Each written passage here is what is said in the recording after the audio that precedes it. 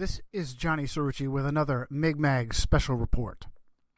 A pilgrimage has a very special significance in the Roman Catholic religion. However, Protestants would contend that it has no place in a Christian faith and is far more pagan than it is Christian.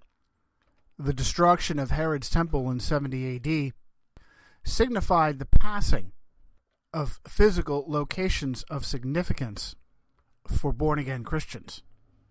Christians' own bodies now become living temples, and Christians believe that they do not need to travel to a place of significance in order to commune with God. The sacrifice of Jesus Christ makes it possible to do so at any place or time. But this practice de-emphasizes the role of self, and the belief that one can earn their own salvation has long been held by the Roman Catholic faith. Consequently, Jerusalem has long been coveted by the Vatican. In my book, Secret History, The Erased Clues That Prove Who Rules the World from Behind the Curtain, I share a fascinating account given by ex-Jesuit priest Alberto Rivera on Rome's manipulation of Islam in order to own Jerusalem. Rivera states that he was briefed directly by Cardinal Augustin Bey, the Jesuit provincial superior in Germany and the personal confessor to Eugenio Pacelli, Pope Pius XII, whom we've already told you was foundational in creating and guiding the Nazi Third Reich. Rivera says that Bey explained how Muhammad was tutored by his uncle, who was a Roman Catholic monk, who indoctrinated him to hate the Jews and to retake Jerusalem. Vatican officials thought it was particularly useful, not having a standing army of their own, to exploit Muslims in the Middle East, to kill and be killed on behalf of their agenda. Between his Catholic wife Khadija and his Catholic mentor uncle Waraqwa, it was easy to manipulate Muhammad. The Vatican did its best to enable Muslim armies to kill Jews and Christians in their mission to retake Jerusalem.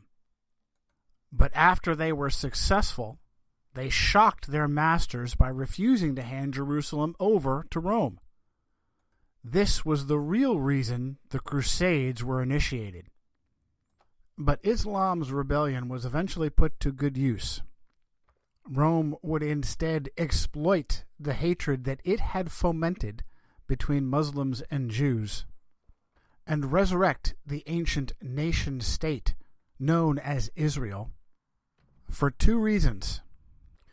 First, to be a place of never-ending war and conflict, and second, certainly most importantly, to wipe away the well-known understanding that Rome was the mystery Babylon mentioned in the book of Revelation, and the papacy was the office of the Antichrist. At the time of Martin Luther's Reformation in 1517, these were considered facts by sincere Christians. It is a testament to the success of the Roman and Freemasonic agenda in resurrecting Israel that now such understandings are unheard of. Today, Christians unknowingly believe Jesuit doctrines about the end times that will supposedly revolve around Jerusalem and Israel, rather than Rome and the Vatican. As Napoleon Bonaparte moved through the Middle East in 1799, he fully intended to make this happen. A 2004 piece in Haaretz admitted, in the summer of 1798, Napoleon Bonaparte conquered Egypt, and in the summer of the same year, he led 30,000 soldiers through the Sinai Peninsula into the land of Israel. On March 7, 1799, Napoleon took control of Jaffa, and then headed north to the besieged Acre. Napoleon intends, quote, to restore to the Jews their Jerusalem, end quote, read a French report at the time, while another report claimed that, quote, Bonaparte published a proclamation that calls on all the Jews of Africa and Asia to rally around his flag in order to reestablish ancient Jerusalem. Napoleon was a high Freemason, guided by the Jesuits through their agents like Emmanuel Joseph Sieyès, a Jesuit-trained Catholic priest and close confidant of the dictator. Although it did not occur in 1799, it remained a high priority for the Vatican and her Freemasonic foot soldiers, as was evidenced by a letter written 80 years later from Confederate Army General Albert Pike, a high Freemason and the founder of the Ku Klux Klan, the purpose of which was to exploit racial hatred to keep populations divided and easy to control. To high Italian Freemason Giuseppe Mazzini. The 1871 letter supposedly predicts the first two world wars and a third world war between Muslims and, quote, Zionists. Although Napoleon Bonaparte was unsuccessful in resurrecting the nation of Israel, he was able to help create the banking family that would eventually see it through. As a result of insider trading based upon Napoleon's loss at Waterloo, great wealth was handed to the family of Rothschild, named after the red shields the Romans used in battle. Does that sound like a stretch? It was further confirmed by the name of the family that was first incorporated, Meyer Amschel Rothschild and Son, a contorted acronym for Mars, the Roman god of war. As the Encyclopedia Judaica states, the Rothschilds are simply the keepers of the Vatican treasury.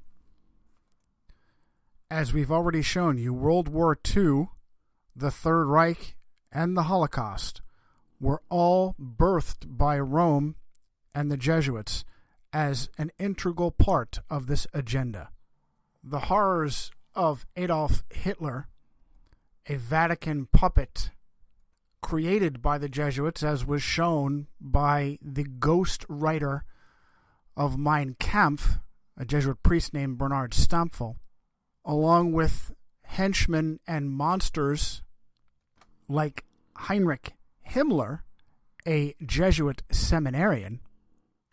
Jews were forced to find a place where they would not be persecuted. When it appeared that there would not be a population large enough to reconstitute the nation-state of Israel, Jewish proselytes of dubious ancestry, such as the Khazars in southern Russia, were encouraged to join them. To this very day, duped Christians believe that it is important to donate money to help relocate Russian Jews to Israel. Sadly, many Jews are oblivious to this manipulation by the Vatican. One, however, was not. Canadian-born Israeli citizen and author Barry Shamish frequently wrote and spoke about Rome's manipulations in the Middle East. In January of 2001, Barry recounted how 7 years previously, in 1994, the newspaper Shadashot revealed a most remarkable secret of the Middle East peace process. A friend of Shimon Peres, the French intellectual Marek Halter, claimed in an interview that in May of 93, he delivered a letter from Peres to the Pope. Within, Peres promised to internationalize Jerusalem, granting the United Nations political control of the Old City, and the Vatican would be given hegemony over the holy sites within. Halter's claim was further backed by the Italian newspaper La Stampa, which added that Arafat was appraised of the agreement and was included in the secret clauses of the Declaration of Principles signed in Washington, D.C. in September of 1993. Barry continued, Perez's partner in crime and the real founder of the Oslo Accord, Yossi Beilin, coordinated his PLO policy with the Vatican.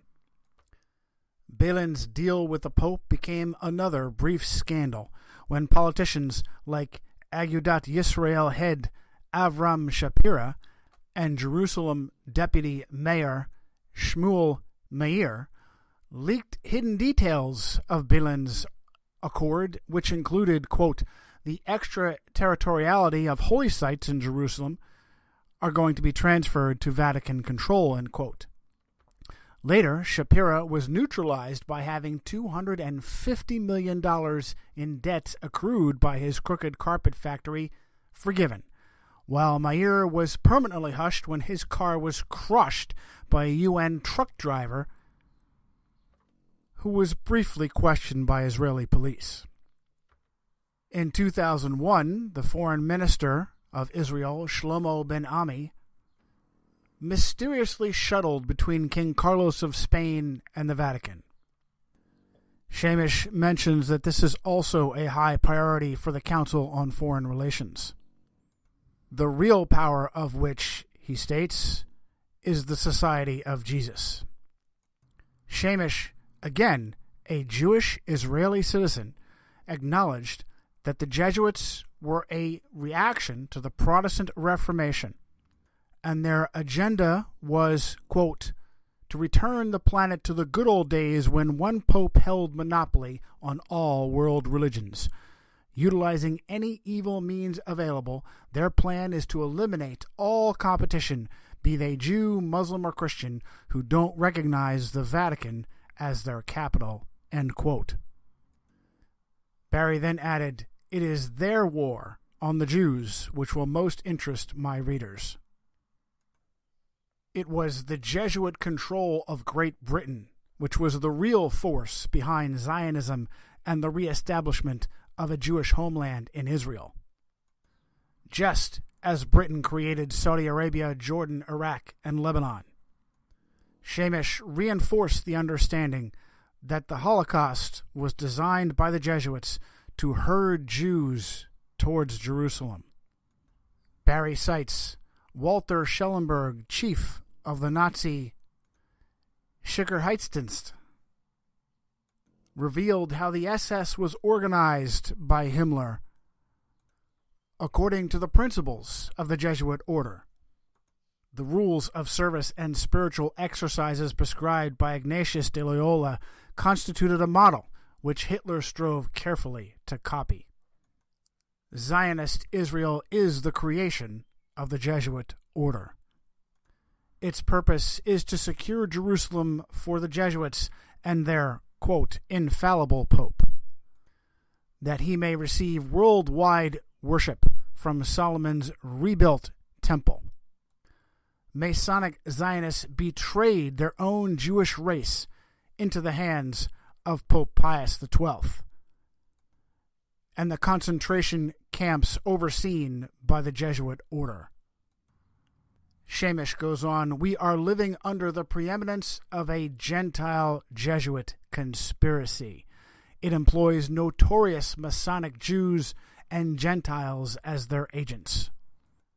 As deception, they use the subterfuge of an international Jewish conspiracy which oppresses the nations. With this lie, the Jesuit Superior General is restoking the flames of hatred against the Jews.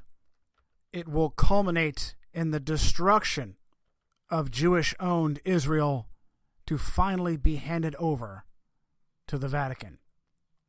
This is the ultimate and terrible design of this plan. Is there any truth to it? Don't ask Barry Shamish. He died in 2016 at only 64 years old. I am Johnny Cerrucci, and this has been a Mi'kmaq Special Report.